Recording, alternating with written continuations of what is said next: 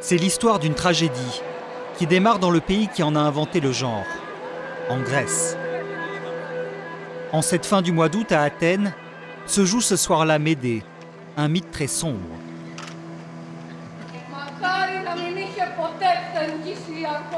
Un voyage à travers la Grèce antique, où l'héroïne va jusqu'à tuer par vengeance. Une histoire faite de trahison et de fuite. Mais à quelques centaines de mètres de là, une autre tragédie bien réelle est en train de se jouer, celle de la crise de l'État grec. Un État surendetté qui impose à ses citoyens des mesures d'austérité drastiques, en baissant le salaire de ses fonctionnaires ou en augmentant les taxes. Les Grecs n'en peuvent plus. Ce soir-là, ils sont des milliers à manifester leur haine devant le Parlement, symbole pour eux de l'État qui les a laissés tomber. Christiana, secrétaire de direction dans le privé, a vu son salaire fondre, alors que dans le même temps, la vie en Grèce est devenue plus chère. Vous savez, c'est difficile pour moi, car ils ont baissé mon salaire de 40%. Ça fait près de 6 000 € en moins par an. Vous savez, j'ai une fille, et je me dis, peut-être qu'il faut qu'elle arrête ses études, parce que je ne peux plus les financer, je ne peux plus m'en sortir. Ce n'est pas seulement mon salaire, tout le coût de la vie a augmenté, vous savez. Une situation vécue par des millions de Grecs. Car depuis 2 ans, leur État n'a plus d'argent. Il ne peut plus rembourser ses dettes. Mais la nouveauté, c'est qu'aujourd'hui la Grèce n'est plus un cas isolé. Car à force de vivre au-dessus de leurs moyens, de s'endetter et de creuser leurs déficits, ce sont tous les pays riches qui sont en train de faire vaciller l'économie mondiale.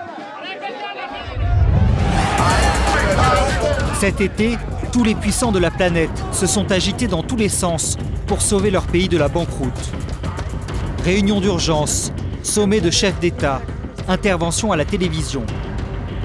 Même le géant américain, la première économie mondiale, est aujourd'hui menacé.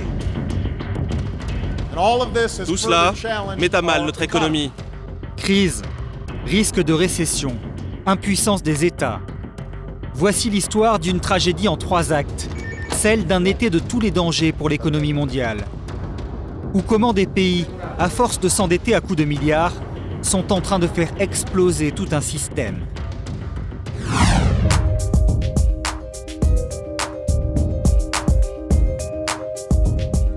Les dirigeants de la zone euro sont parvenus à un accord pour sauver la Grèce. Athènes va pouvoir profiter d'un nouveau plan d'aide qui s'élève à 158 milliards d'euros. Il a fallu 10 heures de négociations entre chefs d'État pour en arriver là.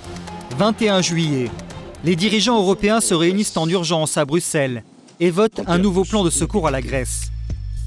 Ils débloquent 160 milliards d'euros pour l'aider. Une somme colossale. Un paradoxe, car l'Europe est loin d'avoir les poches pleines. Pire, de l'argent en fait, personne n'en a. Tous les pays sont obligés d'emprunter et de s'endetter. Et en France, c'est au ministère des Finances que tout se joue, à Bercy. S'il affiche sa bonne humeur, ce haut fonctionnaire a pourtant la lourde tâche de surveiller le budget d'une famille très dépensière, la France. Ça va, Dominique? Bonjour, monsieur. Écoutez, Il doit surveiller chaque euro qui rentre ou qui sort des caisses de l'État. Il tient même pour cela une sorte de livre de compte. Dans ce document-là, qu'on appelle le Grand Bleu, et vous allez trouver tous les chiffres ramassés en quelque sorte en quelques lignes, l'ensemble des recettes, l'ensemble des dépenses. Les recettes, ce sont les impôts et les taxes que la France fait rentrer dans ses caisses. Les dépenses, ce que le pays utilise pour payer l'enseignement, la justice et tous les services publics. Au bas de la page, comme sur le relevé bancaire d'un particulier, il y a le solde. Pour la France en 2010, il était négatif. Le pays était en déficit. Là, on avait un déficit budgétaire prévisionnel qui faisait 116 milliards d'euros. Il était prévu de dépenser 116 milliards d'euros au-delà des recettes encaissées. La famille vit au-dessus de ses moyens. Un déficit de 116 milliards d'euros. Comme les autres pays européens, la France dépense plus que ce qu'elle a dans ses caisses. Et c'est là que démarre la spirale de l'endettement. Mais comment on fait pour vivre quand on dépense autant? On emprunte, ça constitue de la dette. Comme la majorité des États, la France a besoin d'emprunter. Cet argent, notre pays va le chercher en grande majorité à l'étranger. En Europe, particulièrement auprès des banques des pays du Nord, et dans le reste du monde, chez des fonds d'investissement en Amérique du Nord ou au Moyen-Orient, ou encore dans des banques de riches pays asiatiques comme la Chine ou le Japon. Et voilà comment cela fonctionne concrètement au quotidien. Au ministère des Finances, c'est Philippe Mills qui a la lourde tâche d'emprunter de l'argent pour la France. Il dirige un service isolé, l'agence France Trésor. On va dans la salle de l'agence. Une sorte de salle de marché, avec une quarantaine d'hommes et de femmes plutôt jeunes. Des spécialistes de la finance, mais aussi des hauts fonctionnaires. Et ici, l'unité de compte, c'est le milliard d'euros. Volume total demandé. 6 milliards 220 millions. Ce sont eux qui trouvent l'argent nécessaire pour que la France boucle ses fins de mois. Et pour emprunter, ils ont une méthode très singulière, les enchères. Nous sommes connectés sur les 2 liaisons à la Banque de France. Ce jour-là, la France a besoin de 9 milliards d'euros et elle s'est donné 1 heure pour les trouver. L'agence se connecte alors sur un espace sécurisé. Quelques minutes plus tard, des investisseurs se mettent en ligne, les uns après les autres. Ils sont en fait en concurrence pour faire des propositions à France Trésor. Alors, nous revérifions une dernière fois. Au bout de quelques minutes, les lignes apparaissent. Plusieurs offres tombent. 9 participants proposent par exemple de prêter 4 milliards 480 millions d'euros. C'est une bonne nouvelle pour l'agence France Trésor, d'autant que très vite, on va offrir de lui prêter plus d'argent que ce dont elle avait besoin au départ. Nous avons plus de 10 milliards, donc c'est très très bien. Ça veut dire quoi? Ça veut dire que si nous arrêtons maintenant, nous pouvons couvrir nos 9 milliards de besoins que nous avons souhaité emprunter aujourd'hui. Mais le plus important, ce qui intéresse l'agence, c'est un autre chiffre. Nous avons jusqu'à maintenant un taux d'intérêt à 0,55. Le taux d'intérêt auquel on veut bien lui prêter. Moins 10,7. Plus il est bas, moins ça coûtera cher à la France d'emprunter. Là, par exemple, un investisseur propose 0,553%. 1 heure plus tard, les enchères sont clôturées. On contribue. Nos adjugants. Le système sélectionne alors les investisseurs qui lui ont fait les propositions les plus intéressantes. Ceux qui offrent le meilleur taux. Voilà. Ce jour-là, la France va emprunter sur des durées courtes, moins d'1 an, et surtout à un taux moyen très bas, 0,382%. C'est des conditions qui sont effectivement très favorables. Le seul souci, c'est que ce petit jeu dure depuis des années. Chaque jour qui passe, la dette française s'alourdit en moyenne de 110 millions d'euros, pour atteindre aujourd'hui le montant vertigineux de plus de 1600 milliards d'euros. Et elle est loin d'être la seule dans cette situation. Cet été, les journaux télévisés du monde entier en parlent. Ils commencent à se pencher sur la dette de leur pays. En Espagne, en Allemagne ou encore en Italie. Aucun État n'est épargné. Le monde économique prend alors conscience d'une chose.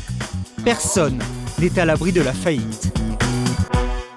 À partir du moment où on se met en tête qu'un État peut être en faillite, il n'y a pas de raison que les autres États qui sont dans des conditions peut-être un peu meilleures, mais pas nettement meilleures, ne soient pas dans la même situation. C'est-à-dire qu'à partir du moment où il y a un précédent, le précédent grec, c'est-à-dire qu'un État au sein de la zone euro se retrouve avec une restructuration de sa dette, il ne peut pas payer sa dette.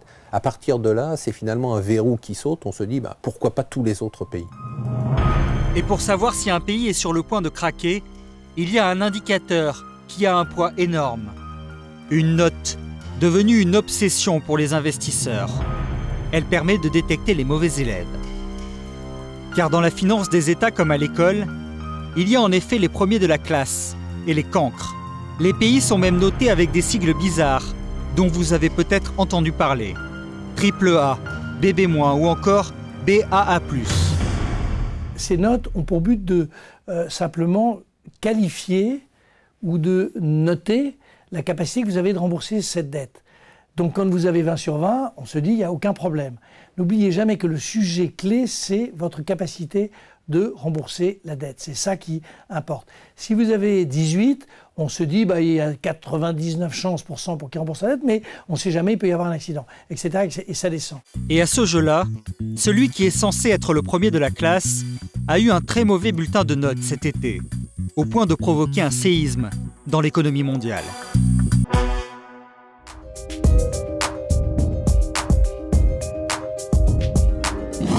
Américaine sanctionnée par les agences de notation. Les États-Unis perdent la note maximale pour la mauvaise gestion de leur dette. C'est une première dans l'histoire du pays aux lourdes conséquences pour l'économie mondiale.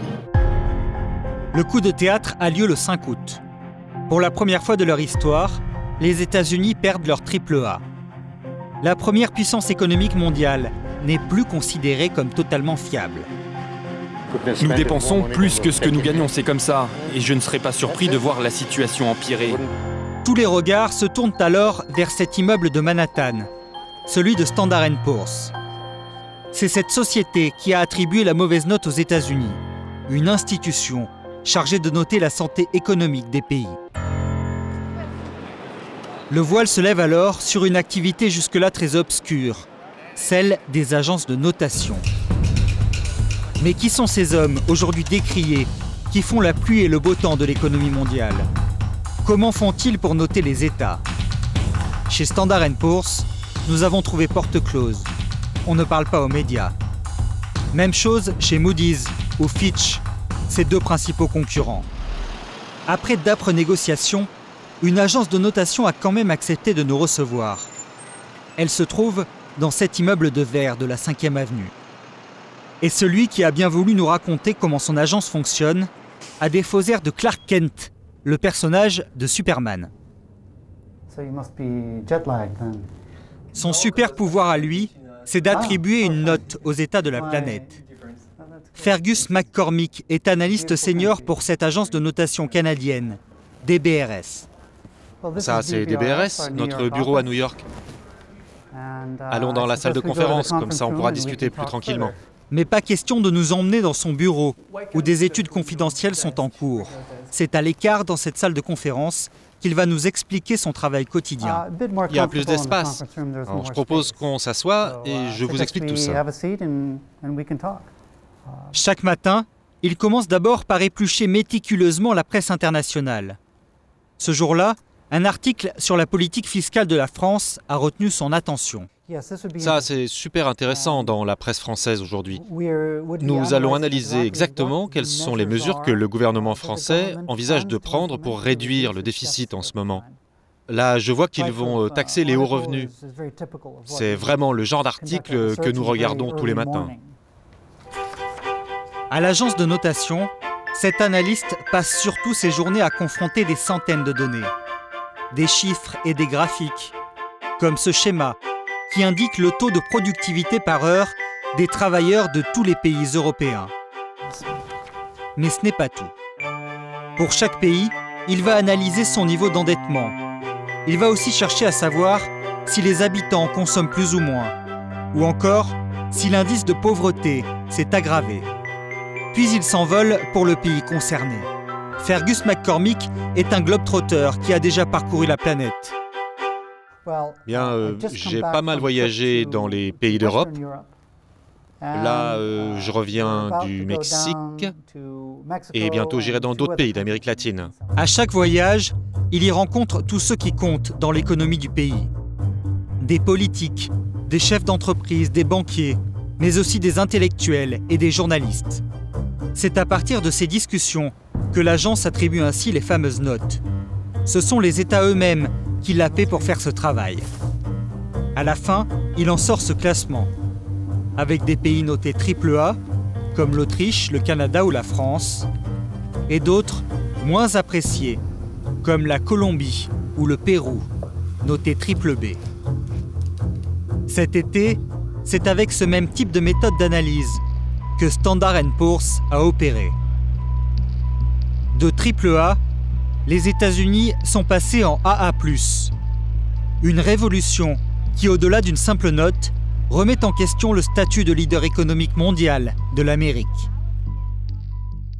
C'est vrai qu'aujourd'hui, on se pose des questions sur la pérennité du modèle américain. C'est-à-dire, est-ce que demain, est-ce que les États-Unis ont la capacité à rebondir? La question que se pose tout le monde et que met en lumière la dégradation de la note des États-Unis, c'est effectivement le doute qu'on a sur la première puissance économique mondiale. Un doute qui pourrait handicaper lourdement l'Amérique. En étant moins bien notée, elle risque d'emprunter de l'argent à des taux d'intérêt bien plus élevés qu'aujourd'hui. Voilà qui creuserait encore plus son déficit, déjà abyssal. Mais surtout, cet événement majeur va accroître la panique des marchés.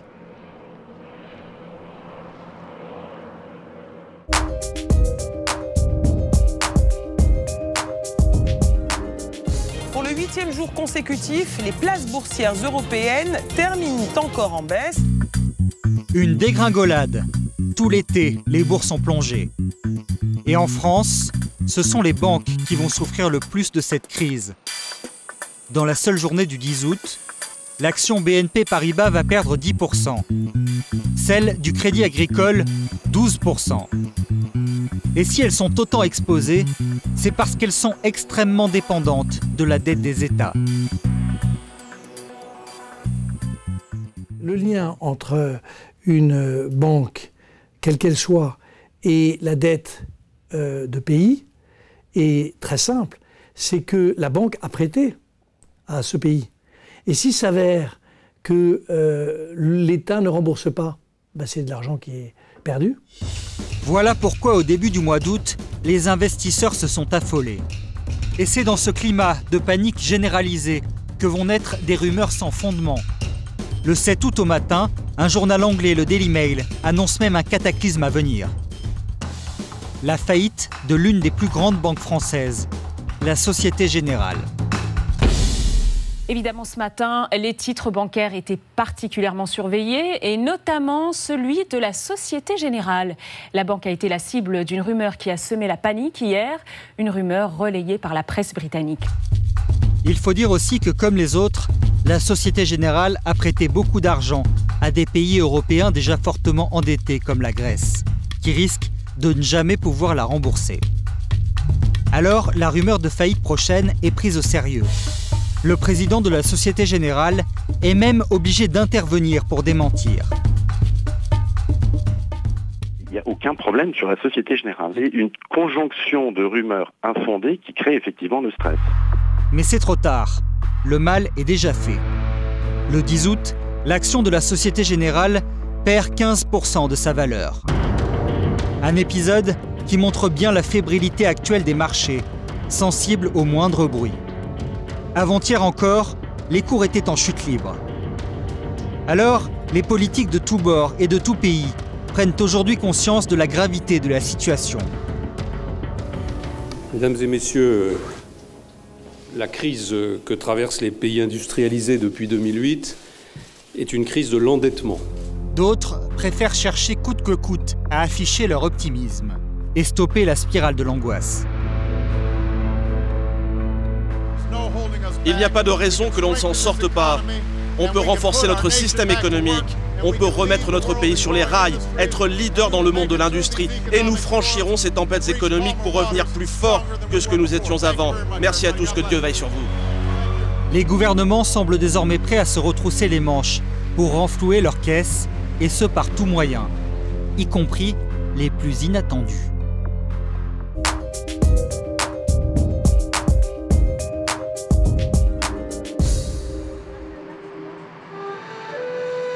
L'été s'est écoulé. Nous voici à nouveau en Grèce. Ici, la crise n'a pas faibli. Pire, malgré les plans de sauvetage et les mesures d'austérité, le déficit continue de se creuser. Parce qu'on ne transforme pas en un coup de baguette magique un pays où l'économie parallèle et la fraude fiscale sont monnaie courante. Devant l'un des bâtiments du ministère des Finances à Athènes, le drapeau est à l'image de la nation, en piteux état. Pourtant, au centre d'appel de la brigade antifraude, quelque chose a changé. Le téléphone n'arrête pas de sonner. Plus de 400 coups de fil reçus chaque jour. Brigade antifraude, bonjour. La crise a fait exploser le nombre de délations. Allô, j'écoute. Non, ce n'est pas la bonne ligne. Appelez mon collègue juste à côté de moi qui est au 15-17. C'est lui qui prend les plaintes. Vous lui dites que le commerçant ne vous a pas donné de facture. Dites-le bien. Ensuite, vous déposerez plainte. Et si vous le voulez, elle restera anonyme. Voilà, c'est ça. Merci pour votre appel. Les citoyens, étranglés par les plans d'austérité, ne supportent plus les fraudeurs. Ceux qui tentent d'échapper à l'impôt et qui ne font donc pas rentrer d'argent dans les caisses de l'État.